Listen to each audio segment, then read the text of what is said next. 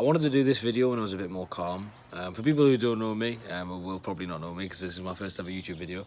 I'm an Arsenal fan. My name's Marlon, and for about 3 years, I've posted videos on Snapchat expressing my views, and I've always put off the thought of creating a YouTube channel. I don't know why. I think it was more because I was a bit scared of what people would think. You know, I've had other mates that have tried it and it's not really worked. Basically, Arsenal played Man City yesterday in one of the first games of Project Restart, and we got battered 3-0. Didn't even have a shot on target. Now, people might think I'm deluded when I say this, but I believe that for the first 45 minutes, we defended well until David Luiz decided not to use his left leg for a clearance, and then Raheem Sterling had basically a basic opportunity to go and bang it in the net. And yeah, as soon as we went 1-0 down, it went tits up. David Luiz then conceded a penalty, got sent off, and De Bruyne scored it as well. Now, to be fair, these last 10 games, for me as an Arsenal fan, we weren't going to get top 4, and the likeliness is that we're probably not going to get the Europa League. I reckon that the highest we can finish is actually 8th. Now, these last 9 games are for Mikel Arteta to determine who is good enough for this club and who isn't good enough for this club. And I think one of the players has definitely stood out yesterday, especially David Luiz. I think, listen, we signed him.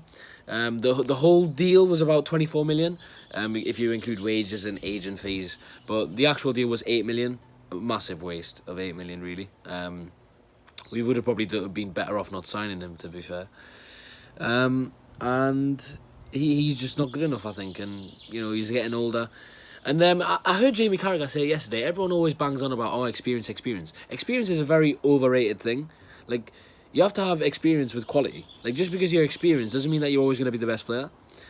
And you know, Luiz does a lot of things right, but he always has that mistake in him. Every game, you just sense that he might make a mistake.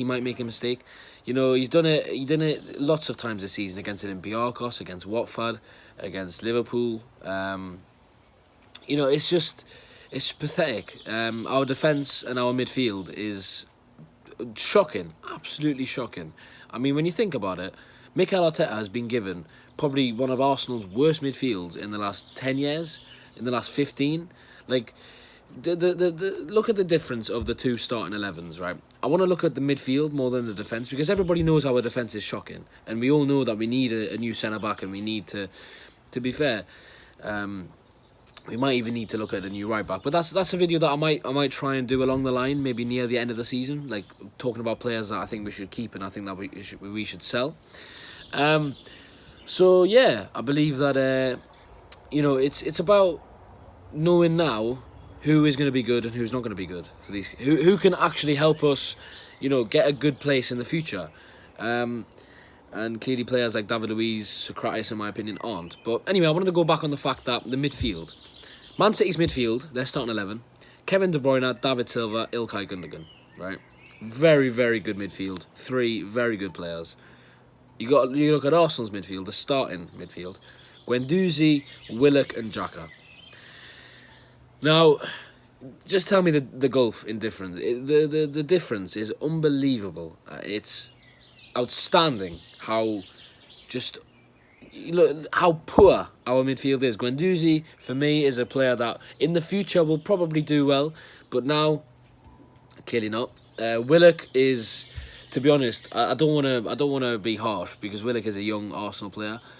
He's coming from the youth, but again, very, very average. Was a passenger pretty much all of yesterday's match.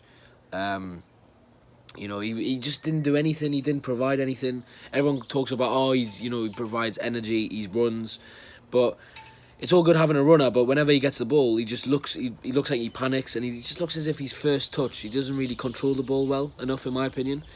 And Jack obviously got injured, but Ceballos, when he came on, was all right. I think was pretty much the only player that could actually pass. I think that the only players that could actually go out and leave their heads, you know, leave the game with their heads high, were probably Leno, because I mean, if it wasn't for Leno, it would have been about 8-0. Tierney, as well. I thought Tierney was very good actually, and I thought that the problem is that as soon as David Luiz came on, is that left side was exposed because David Luiz would constantly move to where Mustafi was, so then that would leave a massive gap, and then Tierney would have to cover that, and then that means that people like Mahrez, Sterling would be able to run into that free space, and obviously you could see for the first goal it happened mainly because David Luiz couldn't be bothered to clear it. But there was the first one of the Mahrez chances where it got saved from Leno. I think it was the second chance that he had. If you watch that back, Tierney is sucked in because David Luiz moves to the right. So if Tierney was able to just stick in his position, he probably would have dealt with it. But that's where the problems came. As soon as David Luiz came on, you just knew that something was going to happen. He was blatantly left out.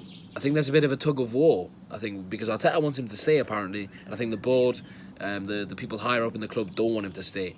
And to be fair, I agree with the people higher up in the club. I think that he shouldn't stay.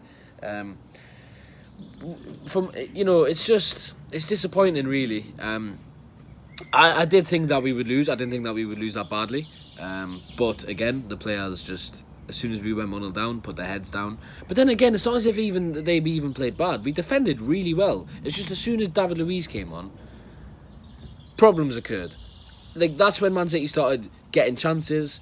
That's when because we were more open. Because he has no positional awareness. David Luiz has no positional awareness. He just thinks that because he's a more experienced one, because he's won the Champions League, because he's won different trophies, that he can suddenly just marshal the defence.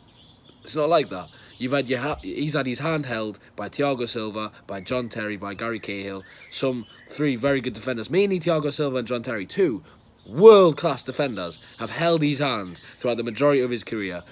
And, you know, he still made mistakes at PSG, he still made mistakes at Chelsea.